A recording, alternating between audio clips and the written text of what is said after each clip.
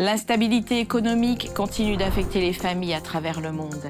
Des coûts en hausse au marché du travail incertain. Mais au cœur de cette fragilité, les dirigeants de l'Église soulignent quelque chose de plus profond que les chiffres. Les communautés restent actives, se soutiennent mutuellement et reçoivent des bénédictions simples mais tellement significatives. En Jamaïque, les églises adventistes renforcent la protection des enfants en introduisant des politiques plus strictes, une responsabilité plus claire et un message ferme, une tolérance zéro pour les abus. Et au Brésil, une enseignante en traitement contre le cancer a reçu un geste de soutien extraordinaire. Ses élèves se sont rasés la tête pour se montrer solidaires. Cette histoire a résonné dans leur école et bien au-delà. Elle a été diffusée sur une grande chaîne de télévision et a touché la communauté locale. Des histoires de courage, de conviction et de compassion, maintenant sur ANN.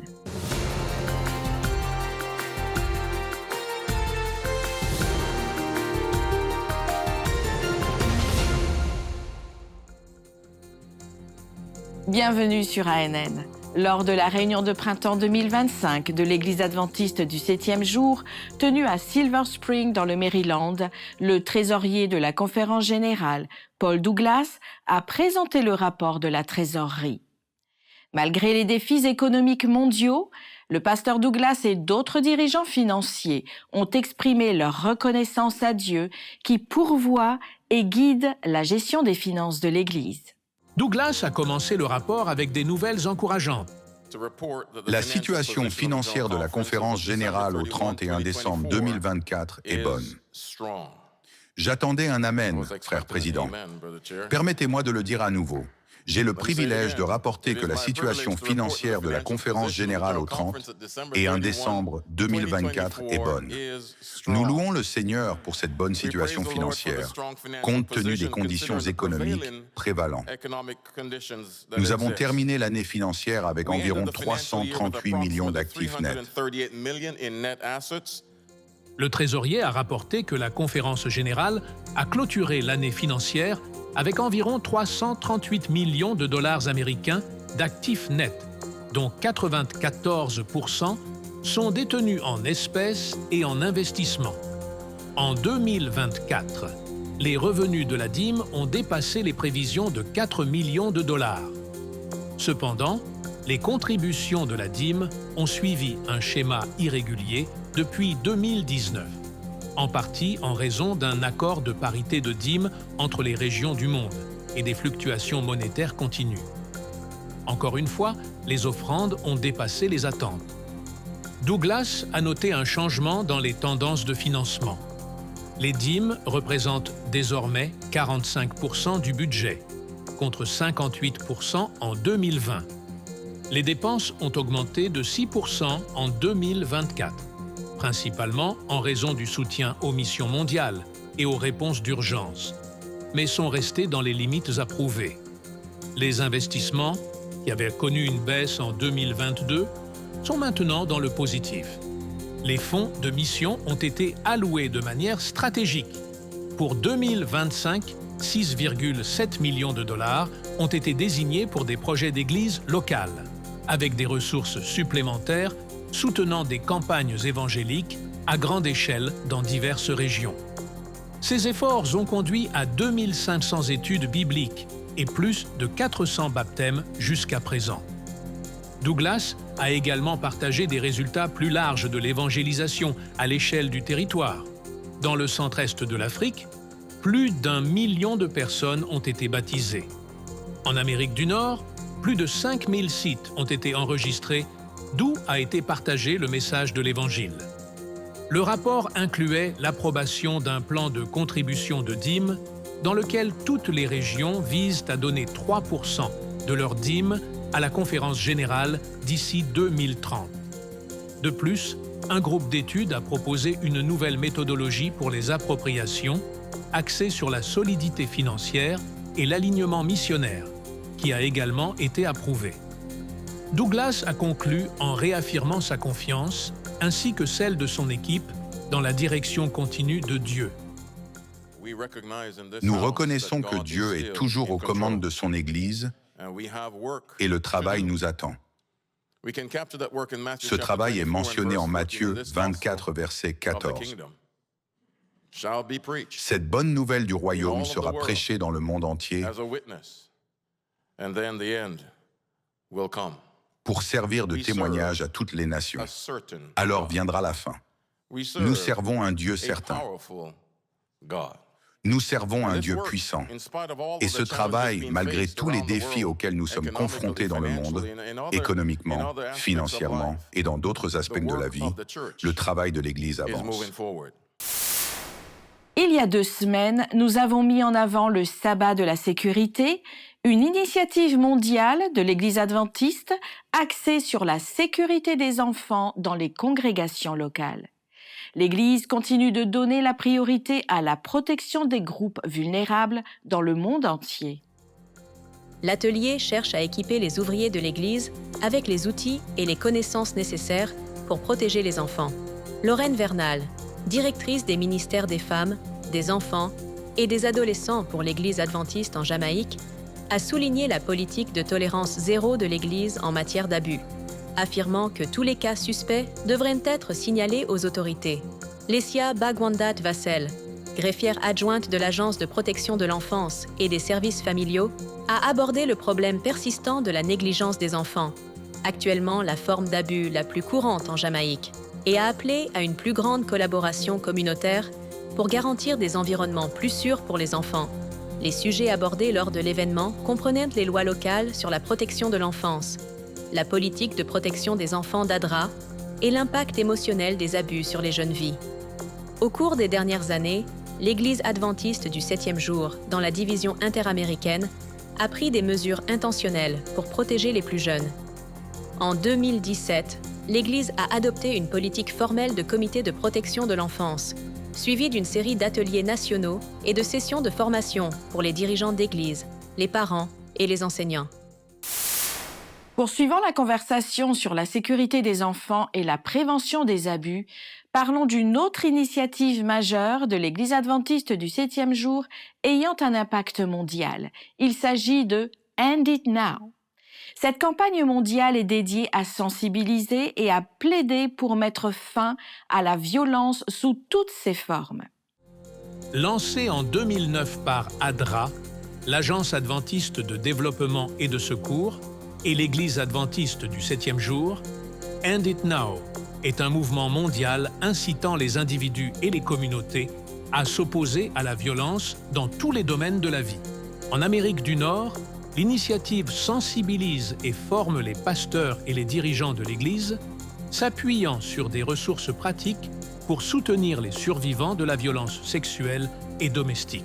Elle propose une éducation, un plaidoyer et un message selon lequel l'amour de Dieu peut apporter la guérison au-delà du traumatisme.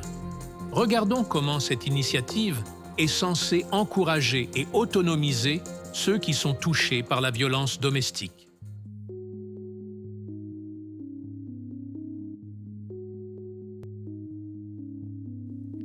La violence domestique se produit même dans les foyers chrétiens. En tant qu'humains, nous ne sommes pas exempts de la souffrance parce que nous prétendons suivre Jésus. L'acteur chrétien Terry Crews a parlé de ce qu'il a appris en grandissant dans un foyer abusif et en surmontant ses propres luttes en tant que mari contrôlant. Il affirme « Il est impossible d'aimer quelqu'un et de le contrôler en même temps. » Selon la ligne nationale d'assistance en cas de violence domestique, plus d'une femme sur 3, soit 35,6%, et plus d'un homme sur 4, soit 28,5%, aux États-Unis ont subi un viol, des violences physiques et ou du harcèlement par un partenaire au cours de leur vie. La violence domestique prend de nombreuses formes. Abus physiques, sexuels, mental, émotionnels et même spirituels. Elle ne se produit pas seulement dans les mariages. La violence domestique, la manipulation et les comportements contrôlants sont courants dans les relations amoureuses. À cause de l'exemple d'amour inconditionnel de Jésus, Alors qu'il endurait des violences sur la croix, certains ne comprennent pas comment Dieu désire que nous réagissions à l'abus. Au vu de l'ensemble des Écritures, l'image est claire. Jésus vivait une vie de service, mais il posait des limites pour protéger son bien-être et son ministère. En Marc 3, Jésus ne rencontre pas sa famille parce qu'il sait qu'elle s'inquiète pour lui et essaiera de l'empêcher de faire son travail.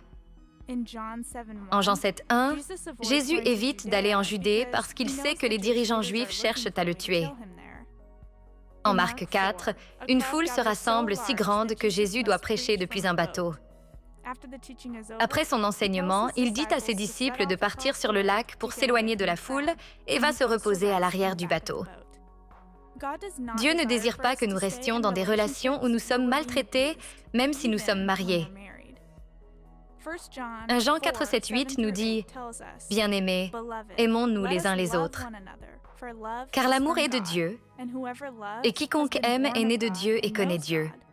Celui qui n'aime pas n'a pas connu Dieu, car Dieu est amour. L'amour ne faillit jamais.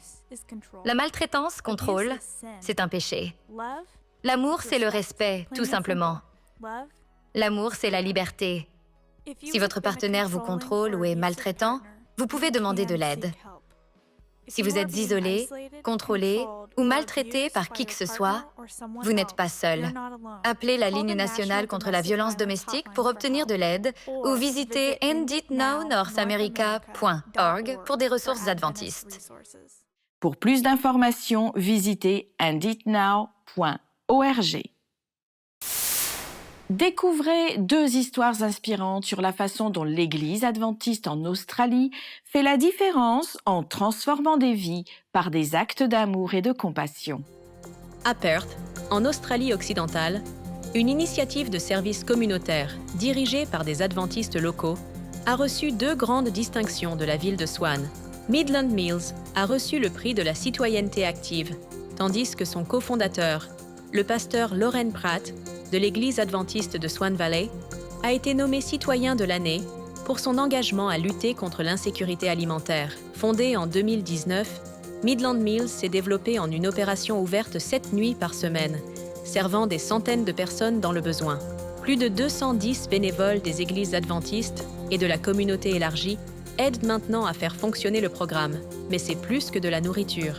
Midland Mills offre également connexion, dignité et espoir. Pendant ce temps, dans le Victoria, au sud-est de l'Australie, ADRA a lancé 2 nouveaux projets pour soutenir les communautés confrontées à la faim et à l'itinérance. À Bairnsdale, une nouvelle banque alimentaire et un entrepôt construits à cet effet servent maintenant 280 personnes chaque semaine. L'espace comprend également une boutique de seconde main, un café communautaire et fonctionne comme un centre d'approvisionnement d'urgence pendant les catastrophes naturelles. À Frankston, ADRA a ouvert une nouvelle boutique de seconde main pour collecter des fonds afin de soutenir ceux qui vivent l'itinérance dans l'une des zones les plus touchées du Victoria. Les dirigeants d'ADRA affirment que des bénévoles et des églises adventistes locales aident à créer des espaces accueillants et transformateurs pour les personnes dans le besoin. Adventist Health, un réseau d'institutions de santé liées à l'Église adventiste du 7e jour, a officiellement unifié sa marque à travers le Brésil. Le lancement a été célébré au siège social à Brasilia et dans des établissements de 7 États du pays. Le rebranding vise à renforcer la collaboration entre les hôpitaux, cliniques, centres médicaux et spas de bien-être du réseau. Faisant partie de l'un des plus grands systèmes de santé chrétiens au monde, Adventist Health au Brésil comprend désormais 16 unités médicales, employant 6 600 personnes et plus de 2000 médecins. Le réseau est connu pour ses soins de haute qualité, notamment l'hôpital adventiste de Manaus, récemment classé parmi les meilleurs hôpitaux du Brésil. Avec une identité visuelle renouvelée, la restructuration cherche à améliorer l'efficacité des soins, à élargir les programmes sociaux et à améliorer l'accès aux services de santé préventifs. Dans une école adventiste dans le sud du Brésil, un groupe d'élèves a ému toute sa communauté par un geste simple mais profondément significatif. Ils ont choisi de soutenir leur professeur qui lutte actuellement contre le cancer du sein. Leur acte de bonté a pris de l'ampleur sur les réseaux sociaux et a touché des cœurs à travers le monde. Dans les écoles adventistes, l'attention va bien au-delà des manuels et des tests. C'est exactement ce que les élèves du collège adventiste de Boquerón ont démontré en soutenant leur enseignante, Cynthia, pendant une période difficile de sa vie. Les étudiants du collège adventiste de Boquerón manifestent publiquement leur respect et leur soutien à l'enseignante Cynthia Pavetti. Notre enseignante a été diagnostiquée avec un cancer du sein et elle suit actuellement un traitement. Notre prof Cynthia a toujours pris à cœur l'enseignement qu'elle nous donne. Elle s'est constamment efforcée de donner le meilleur d'elle-même. C'est pourquoi nous sommes ici aujourd'hui, pour lui exprimer notre amour et notre gratitude. Notre prof Cynthia est une merveilleuse. Elle aime vraiment interagir avec ses élèves. Nous avons fait ce geste pour elle. Ce qui a commencé par la décision d'un élève a rapidement déclenché une vague de solidarité. 6 garçons se sont rasés la tête et ce qui pourrait sembler être une simple coupe de cheveux est devenu une puissante expression des valeurs chrétiennes. Empathie, compassion et amour en action. La vidéo hommage, publiée par l'école, est rapidement devenue virale. Cynthia l'a regardée en attendant un rendez-vous médical et n'a pas pu retenir ses émotions. L'histoire a attiré l'attention nationale et une chaîne de télévision brésilienne connue l'a couverte en direct, y compris le moment émouvant où Cynthia a retrouvé ses élèves désormais chauves à l'antenne. Cette histoire va bien au-delà de la salle de classe. C'est un puissant rappel que lorsque l'amour se manifeste par l'action, il parle plus fort que les mots et peut résonner à travers le monde. Dans l'un des chapitres les plus puissants du livre La tragédie des siècles, nous arrivons au moment où le Christ apparaît devant toute l'humanité et la vérité est révélée aux justes et aux méchants. Le pasteur Ted Wilson, président de l'Église adventiste du 7e jour mondial, explore cette scène dramatique dans une vidéo récente et met en lumière le sacrifice de Jésus, la tristesse du rejet et l'espoir offert à tous ceux qui choisissent de faire confiance au Seigneur. Mais la fin n'est pas tout à fait là. Dans le ciel apparaît une vue panoramique comme un immense écran de cinéma, montrant le plan du salut, montrant la tentation et la chute, et à travers les âges jusqu'à la vie du Christ, sa naissance, sa vie humble, son ministère et ses nuits de prière. Aussi ses ennemis remplis d'envie, de haine et de méchanceté. Les scènes continuent, montrant l'angoisse du Christ à Gethsémane, sa trahison et la nuit d'horreur qui a suivi. Tout est dépeint de manière vivante comme cela s'est produit. Tous les yeux sont fixés sur le drame qui se déroule alors qu'il se dirige vers les scènes finales. On voit le doux martyr fouler le sentier qui mène au calvaire. Le roi du ciel est cloué sur un bois d'infamie. Des prêtres hautains et une ville populace insultent à son agonie. Au moment où le Rédempteur expire, des ténèbres surnaturelles envahissent la scène. La terre frissonne. Les rochers se déchirent. Les méchants qui regardent essaient de détourner les yeux de la scène horrible, tandis que les rachetés s'exclament « Il est mort pour moi ». Quelle joie inonde la cité, mais quelle intense tristesse à l'extérieur. Mes amis, ce sera un jour redoutable. Alors que la terre est enveloppée dans le feu de la destruction, les justes sont en sécurité à l'intérieur de la ville sainte. Par la grâce de Dieu, je prévois d'y être, à l'intérieur de ces murs, faisant confiance à la puissante protection et à la grâce de notre Rédempteur. Je vous invite à y être aussi. Si vous n'avez pas accepté Jésus comme votre sauveur personnel, il n'y a pas de meilleur moment pour le faire que maintenant. Il est mort pour vous et vit aujourd'hui. Et un jour, très bientôt, il reviendra pour nous ramener chez nous pour être avec lui pour toujours. Pour visionner l'épisode complet et d'autres vidéos explorant plus en profondeur la foi adventiste du 7e jour et son histoire, visitez la chaîne officielle sur YouTube. Dans un village reculé du Kenya, un jeune homme qui a découvert le message adventiste à l'âge de 17 ans consacre maintenant sa vie à la mission. Grâce à Vivid Faith, une plateforme officielle de l'Église adventiste qui connecte des bénévoles avec des opportunités de service dans le monde entier, James David a entrepris un voyage marquant pour partager l'espérance en Jésus-Christ. Dans une région éloignée de l'Est du Kenya, James David a trouvé sa vocation. C'est l'histoire de son parcours de foi et de service. Je m'appelle James. J'ai grandi dans un endroit sans église adventiste. À 17 ans, j'ai été converti grâce à mon oncle qui avait connu l'Évangile par une radio locale adventiste. L'église la plus proche de chez moi est loin, à environ 16 km. Nous avions l'habitude de marcher tous ces kilomètres aller-retour. Donc ça fait environ 30 km en une journée. Alors nous avons décidé d'avoir une petite école du sabbat dans notre propre village. Elle se compose de 3 adultes et d'environ 5 enfants. Même sans communauté adventiste pour le soutenir, James a grandi dans la foi. En poursuivant ses études en technologie de l'information, James était insatisfait. Malgré sa réussite académique, il cherchait quelque chose de plus significatif.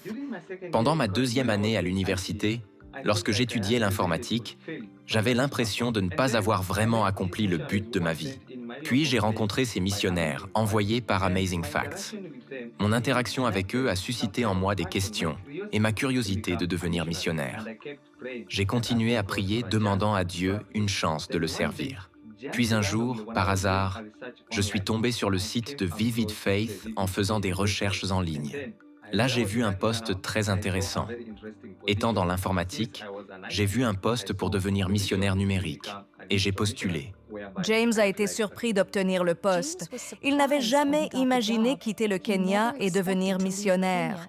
Évoluer dans une nouvelle culture a comporté des défis, mais sa foi était inébranlable. James a découvert le sens du service en animant des études bibliques, en reliant des personnes à des églises locales et en répandant l'Évangile sur les plateformes numériques. En tant que missionnaire numérique, il connecte, forme des disciples et responsabilise les autres pour l'éternité.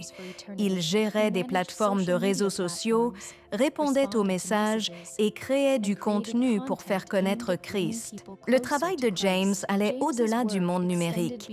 Il a participé à des voyages missionnaires, des visites d'églises et des formations à l'évangélisation numérique, répandant l'espérance à travers les cultures et les continents. Son temps aux Philippines a été très épanouissant. James a fait partie d'une communauté adventiste qui adorait ensemble, mais Dieu avait prévu autre chose pour lui.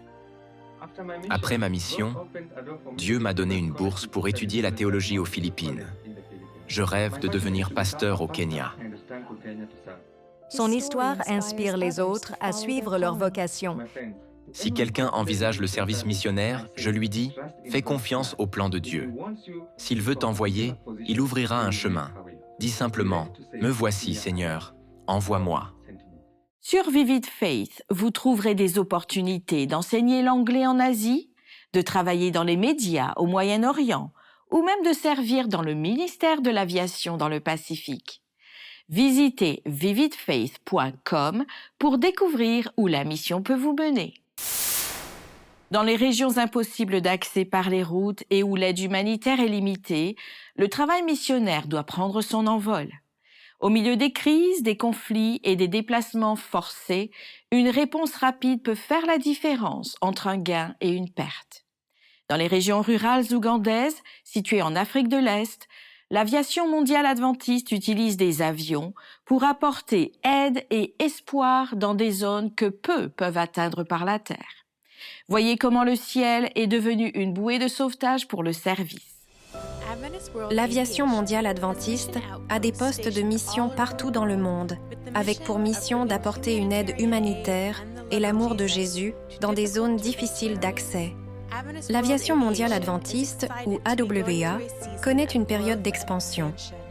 De nouveaux projets aériens se multiplient, alors qu'AWA utilise le puissant outil de l'aviation pour atteindre plus de personnes avec l'amour du Christ. En Ouganda, ADRA a établi de nombreux programmes pour servir et autonomiser le peuple et les réfugiés déplacés.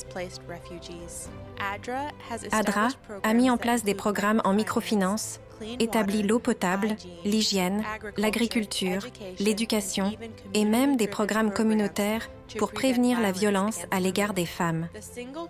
ADRA porte un accent constant sur l'autonomisation. Chaque programme a pour objectif une amélioration durable des individus où les individus et la communauté deviennent auteurs de leur propre changement.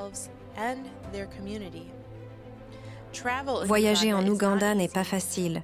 Les déplacements, en saison sèche ou pluvieuse, sont très difficiles. Apporter un soutien aérien aux travailleurs d'ADRA décuplera leurs efforts. Le potentiel de croissance de ces projets est une perspective très excitante. Ce partenariat entre l'aviation mondiale adventiste et ADRA est une opportunité passionnante de réaliser la mission évangélique pour atteindre le monde entier avec la bonne nouvelle de Jésus. La mission continue de l'AWA est d'aller partout, aux frontières les plus reculées, pour atteindre et sauver la vie des perdus ou des souffrants, pour atteindre des civilisations avec l'amour de Jésus et aider ceux qui en ont besoin. L'aviation mondiale adventiste atteint l'inaccessible et va courageusement là où la plupart des missionnaires n'ont pas les moyens d'aller. L'Aviation mondiale adventiste est un ministère de soutien de l'Église adventiste du 7e jour. Comme d'autres ministères de soutien que nous avons présentés ici sur ANN, son travail est financé par des dons et des bénévoles dévoués, alors qu'elle apporte de l'espoir dans des endroits que l'Église ne peut souvent pas atteindre seule. Et c'est dans cet esprit de solidarité et de compassion que nous nous tournons maintenant vers le travail des volontaires de Maranatha International, une autre organisation à but non lucratif soutenant la mission de service à travers le monde. En République dominicaine, des étudiants et des bénévoles des États-Unis ont récemment rejoint un projet qui alliait construction, soins médicaux et éducation, touchant à la fois les communautés et les cœurs. 53 étudiants, parents et sponsors de l'école adventiste de Burton au Texas ont participé à un voyage missionnaire de courte durée avec les volontaires de Maranatha International en République dominicaine. Ils avaient pour objectif de construire un nouveau lieu de culte pour la congrégation. C'est une communauté de foi en pleine croissance, avec peu de revenus pour acheter des matériaux de construction ou de la main-d'œuvre. En plus des travaux de construction, les bénévoles ont traité 850 patients dans des cliniques médicales et ont dirigé des écoles bibliques de vacances dans 2 écoles publiques et une garderie. Après avoir appris qu'une école n'avait pas d'eau courante, les bénévoles ont agi. Ils ont obtenu le soutien financier de leur église adventiste affiliée et l'expertise du personnel de soutien de Maranatha du pays. Une équipe de forage est arrivée à l'école le lendemain et a depuis trouvé de l'eau sur le campus. Maranatha, un ministère de soutien de l'Église adventiste, travaille depuis longtemps en République dominicaine. En 1980, après l'ouragan David, Maranatha a construit 160 maisons. En 1992, la République dominicaine a été le site d'un moment charnière de croissance pour Maranatha, lorsque l'organisation a construit 25 églises en 70 jours. Nommée Santa Domingo 92, c'était la première fois que Maranatha se concentrait sur un seul endroit pour plusieurs projets de bénévolat. D'autres projets ont eu lieu en 2003 et 2013. Et en 2022, Maranatha est revenu et y travaille depuis. Les volontaires de Maranatha International peuvent aider votre école, votre église ou tout autre groupe à organiser un voyage missionnaire. Une célébration joyeuse a réuni près de 300 receveurs de greffe, donneurs et personnel médical en Floride aux États-Unis. La réunion de transplantation 2025 d'Advent Health était un hommage à la guérison, à l'espoir et aux miracles quotidiens rendus possibles grâce aux dons d'organes. Dans un cadre de rire, d'accolade et de souvenirs partagés, Le pique-nique annuel était plus qu'une simple réunion. C'était un puissant rappel des secondes chances et du don de la vie. L'événement proposait des activités pour tous les âges, les enfants appréciant particulièrement pouvoir s'amuser. Il a également réuni des patients et leurs familles avec les médecins, les infirmières et les soignants qui les ont accompagnés tout au long de leur parcours de transplantation. Le docteur Bobby Nibanupudi, chirurgien de transplantation et directeur médical de l'Institut de transplantation Advent Health, s'est arrêté sur la véritable signification de la transplantation. La transplantation consiste vraiment à ramener quelqu'un à une vie normale. Quelque chose que nous tenons tous tellement pour acquis, de faire les choses banales de chaque jour, que ce soit se lever le matin et sortir les poubelles, ou aller à un pique-nique comme celui-ci, et simplement célébrer avec sa famille. Et c'est de cela qu'il s'agit. Célébrer tout ce qui rend la vie merveilleuse. Quand nous les voyons comme ça nous remplit d'une immense satisfaction en tant que médecins et prestataires, et c'est ce qui nous motive. Selon le réseau unifié pour le partage des organes, plus de 104 000 personnes aux États-Unis attendent actuellement une greffe salvatrice. Parmi elles, près de 600 reçoivent des soins à l'Institut de transplantation Advent Health. L'un d'eux est Edward Jardine, un receveur de reins qui a partagé sa profonde gratitude. Pour moi, Advent Health est l'endroit qui a sauvé ma vie, restauré ma famille, mes amis et moi-même dans son ensemble. Pour beaucoup de personnes ici, la vie nous donne une seconde chance. Advent Health a permis cela. Il m'a donné une seconde chance à la vie, m'a permis de vivre et de restaurer ma santé physiquement, émotionnellement et spirituellement. C'est un endroit spécial que j'aime. C'est ma famille des transplantés. L'Institut de transplantation Advent Health travaille en étroite collaboration avec Our Legacy, l'organisation fédérale de collecte d'organes d'essais discomptés dans le centre-est de la Floride. Our Legacy joue un rôle crucial en coordonnant avec les hôpitaux et les familles de donneurs pour transformer la perte en vie pour les patients dans le besoin. Ainsi s'achève l'épisode ANN de cette semaine. Pour en savoir plus sur les croyances de l'Église adventiste du 7e jour, visitez adventiste.org. Pour les dernières nouvelles et des histoires inspirantes du monde entier, rendez-vous sur adventiste.news.